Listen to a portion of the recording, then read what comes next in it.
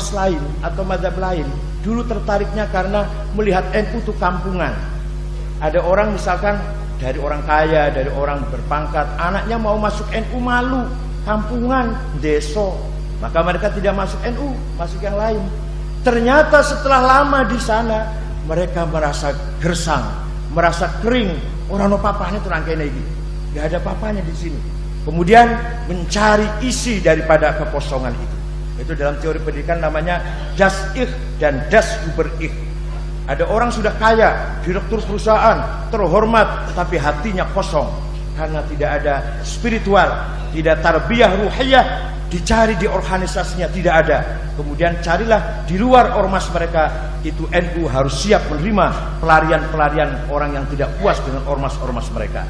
Dengan wadah At-Turqis Sufiyah Al-Mu'tabar An-Nahdiyah, insyaallah kita mampu menjawab kegoncangan, kekeringan, kegersangan teman-teman kita yang sedang mencari ketenangan itu. Jangan dikira tasawuf itu berhenti, mandek. Sufi adalah dinamis, tasawuf adalah revolusi spiritual. As-sufi la launalah, launuhu launu. As-sufi kalma la launalahu, launuhu launu ina'i. Idzan as-sufi ibnu waqti. Sufi tidak punya warna tertentu. Sufi seperti air, warnanya tergantung tempatnya. Tempatnya hijau, warnanya hijau, tempatnya merah, kelihatan merah. Maka fasufi ibnu waqti, seorang sufi harus paham tentang zamannya, harus paham tentang situasi dan kondisinya. Jangan dikira sufi itu mengajak melarat. Imam Abul Hasan Asyadzili tiap hari pakaiannya ganti, keretanya bagus, rumahnya villa bagus, minyak wanginya mahal. Kemudian pembantu khodamnya tukang teh sendiri, kusir dokarnya sendiri, tukang sapu sendiri, persis seperti gubernur atau wakil presiden lah. Itu padahal seorang qutbun minal aqtab, Abul Hasan Ali Asyadzili, murid daripada Syekh Abdus Salam ibn Mashish. Syekh Abdus Salam ibn Mashish muridnya Abu Madjan Al-Ghauth. Nanti Asyadzili punya murid Abul Abbas Al-Mursi. Abul Abbas Al-Mursi punya murid Ibnu Athaillah Al-Iskandarani. Nah, suatu ketika Abul Abbas Al-Mursi muridnya nanya, "Syekh, Anda ini sufi, bahkan qutbun minal aqtabil arba'ah. Kenapa pakaiannya mewah, penampilannya mewah, penampilannya seperti pengusaha besar, konglomerat? Terus kemana? Kalau lihat yang lain kok nyemprul. Kalau lihat kiai-kiai kok nyemprul. Sarungnya cap gajah duduk. Bajunya nggak pernah disetrika, kopiahnya hitam nggak, coklat enggak. Sorbannya sejak datang haji nggak pernah dicuci. Ya, haji 2 tahun yang lalu itu nggak pernah dicuci. Ya Allah, nggak pernah beli tas. Gak pernah beli tas di toko merek Belly atau Aigner atau Pirkardin. Kalau kiai-kiai tasnya di pojok ada tulisannya Musyawarah Madrasah Aliyah Kabupaten Kediri. Tas dapat bagian musyawarah, rapat Majelis Ulama Jawa Timur tanggal 2 sampai tanggal 4 Agustus. Itu dibawa-bawa kemana tasnya itu. Jadi kiai nggak pernah beli tas, tasnya cukup dapat bagian ketika rapat. Nah, kata Abul Abbas Al-Mursi, kalau kiai-kiai yang lain kok ngelutuk gitu jenengan kok mewah. Jawabnya Abul Hasan Asyadzili, "Ya Abul Abbas, libasi yaqul, pakaianku bisa ngomong. Ngomongnya ayyuhan nas ana ghani fala tarhamuni." Pakaian saya yang saya pakai ini ngomongnya gini, "Wahai manusia, wahai masyarakat, saya kiai kaya, jangan kamu kasihani." Tapi kalau kiai yang pakaian nyemprul, pakaiannya ngomongnya ngene, "Ayyuhan nas ana fakir farhamuni." Wahai masyarakat, saya kiai melarat, ya hadiah-hadiah atau fidyah-fidyah, amplop-amplop. Padahal kita semua tahu ketika Mi'raj Rasulullah SAW melihat ada sekelompok manusia yang mukanya dagingnya ambrol. Rasulullah tanya, "Man haula ya Jibril?" Siapa itu? Ada orang gagah-gagah tapi daging mukanya ambrol. Oh, mereka itu umat panjenengan yang rajin minta-minta. Jadi hati-hati yang suka bikin proposal, bangun dari kuburan dagingnya ambrol. Itu ada di cerita Mi'raj seperti itu. Itulah barangkali sikap sufi, seorang sufi menghadapi kehidupan duniawi ini. Tasawuf bukan di penampilan, sufi bukan di tampil lahir, tapi sufi ada maqamul qalb. Posisi hati kita, dekat apa jauh, lurus apa bengkok, mantap apa ragu-ragu, amama hadratillah. soal pakaian bukan urusan, soal penampilan tidak masalah. Yang penting hati kita dengan Allah dekat apa jauh, lurus apa bengkok, menghadap apa mungkur, rodok miring-miring apa tenanan. Itulah maudhu' tasawuf di situ sebenarnya. Oleh karena itu, mari kita bertasawuf dengan mari kita membangun kehidupan kita. Menurut Fathul Mu'in, jihad itu ialah termasuk jihad ialah membangun kehidupan yang sejahtera, cukup sandang pangan papan, sehat, mampu menjaga dirinya, makanan yang bergizi dan berobat, bisa menebus obat, bisa berobat, masuk rumah sakit yang kelas elit lah kira-kira. Fathul Mu'in mengatakan faslun fil jihadi wa huwa fardu kifayatin marratan fi kulli am wa anwa'uhu arba'atun isbatu wujudillah ay iqamati hujajin diniyatin naqliyatan aw aqliyah isbati wujudis sani. Kata I'anah begitu syarahnya. Wal qital wa iqamatu syari'atillah wal qitalu fi sabilillah. Yang terakhir jihad ialah wa daf'u darari ma'sumin musliman kana aw ghairu muslim bil it'ami wal iksa'i wal iskani wa thamani dawa'i wa ujratit tamrid.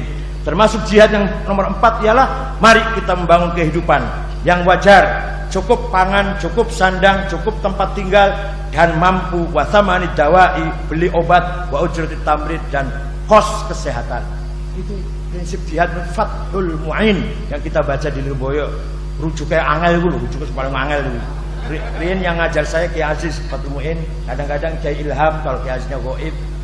Kiai Aziz itu guru saya yang Fathul Mu'in. Kalau Kiai Idris saya ngaji Ibnu Aqil.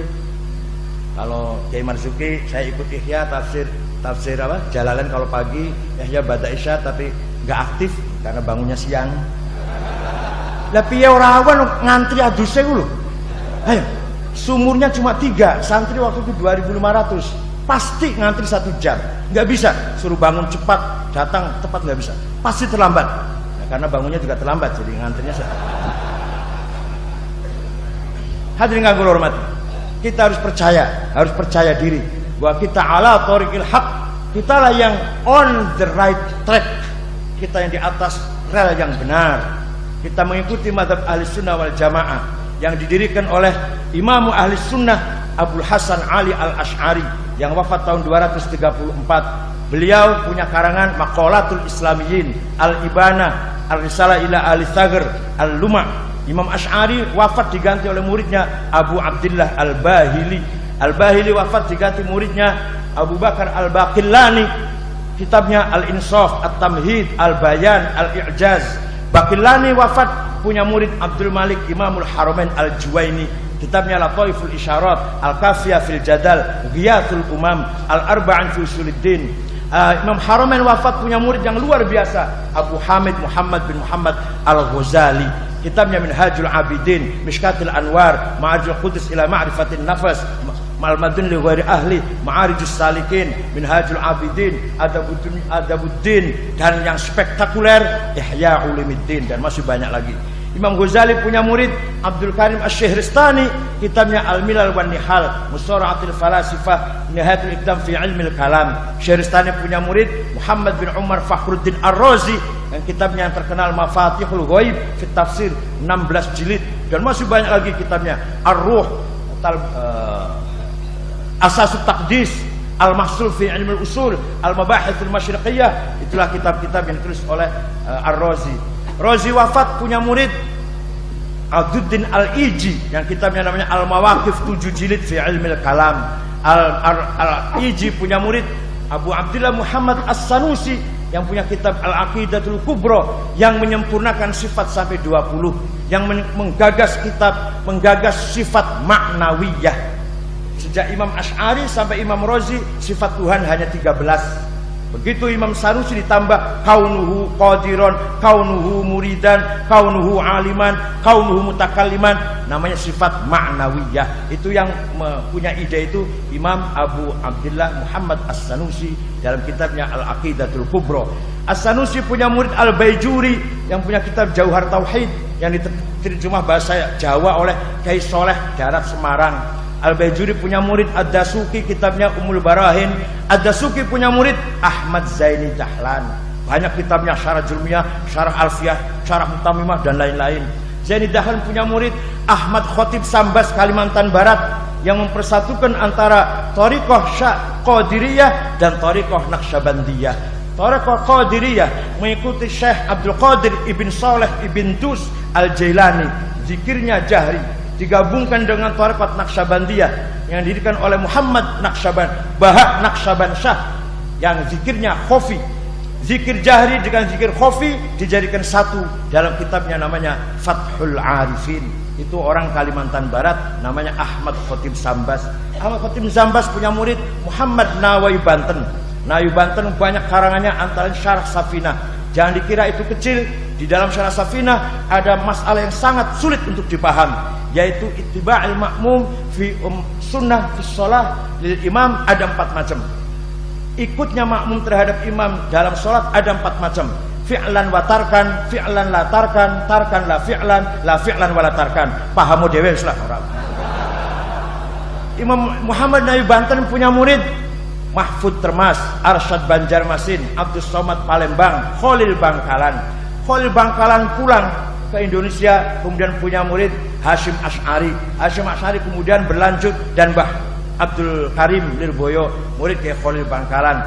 Ki Khalil Bangkalan orang yang berjasa besar mensinkronkan antara nahwu Arab dengan terminologi Jawa. Dalam syairnya, fa utawi li mubtada iku khobar opo li fa'ilin wa naibih dhohar wa ing li maf'ulin bihi krono li maf'ulin li ajlihi wa ing dalem dorob serta li maf'ulin ma'ah wa kang sifah silatu mausulin kadza mithlus sifah wa mutlaqul maf'uli fihi kelawan kadza kaba'ul jarri fatlu bil bayan apane litamyizi hale halu fastahidu bil hifdzi ya rijal. Mubtada utawi khobar iku pelaku sopo penderita ing, ya Allah luar biasa, itu mujtahid betul itu namanya. Hadirin yang saya hormati.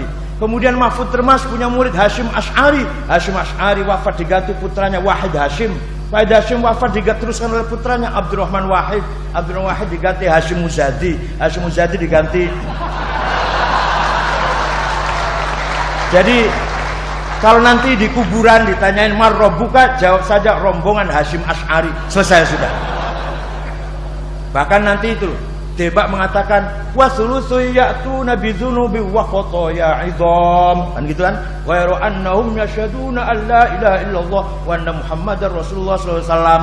Ada sekelompok orang dosanya besar, ketika mau dibawa ke neraka ngeyel, enggak mau.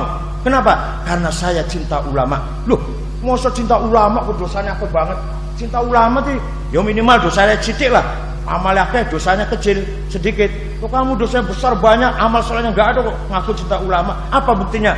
Kalender saya NU, gambarnya ulama semua, gambarnya Mbah Hashim, Mbah Wahab, Mbah Samsuri, Ya Ahmad Siddiq, Ilyas Ruqyat, Gus Dur, gambarnya ulama semua, nggak ada bintang film. Oh ngono, ya wis surga ya wis.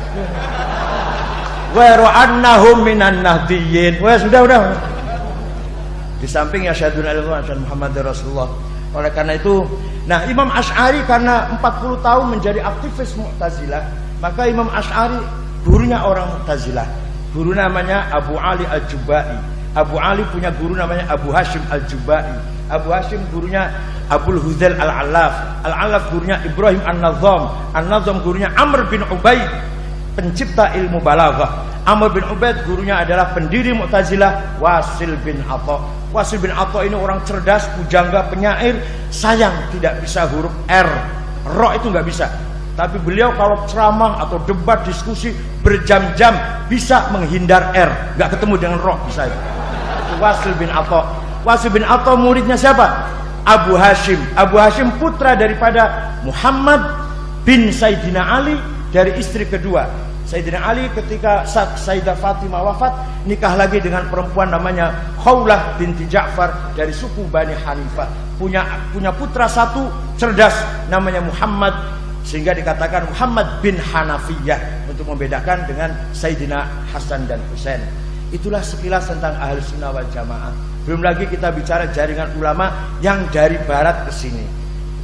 Siapa itu pengarang Jurmiyah yang sangat manfaat di seluruh Indonesia ini? pengarangnya Imam Son Haji dari Maroko, pojok kulon, pol-pole kulon negara Arab, bisa ke sini dulu, luar biasa. Belum ada email, belum ada faksimile.